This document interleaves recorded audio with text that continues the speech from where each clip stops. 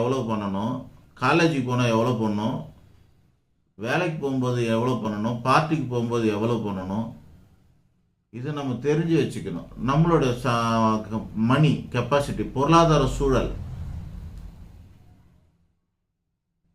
நம்ம எந்த பேக்ரவுண்டில் இருக்கிறோம், நம்மளுடைய ஸ்டாண்டர்டு என்ன, லோயர் மிடிலா, அப்பர் மிடிலா, ஹையா, ஹை ரிச்சா, என்ன ஸ்டாண்டர்டில் இருக்குமோ அந்த ஸ்டாண்டர்டுக்கு நம்ம வாங்கி செலவு பண்ணிக்கிறதுல தவறு இல்லை. அதனால் ஒட்டுமொத்தமாக பொதுவில் அலங்காரம் பண்ணுறத கேவலமான விஷயம்னோ, அலங்காரம் பண்ணுறது தவறான விஷயமனோ, அலங்காரம் பண்ணுறது குற்றமான விஷயமனோ நம்ம சொல்ல முடியாது.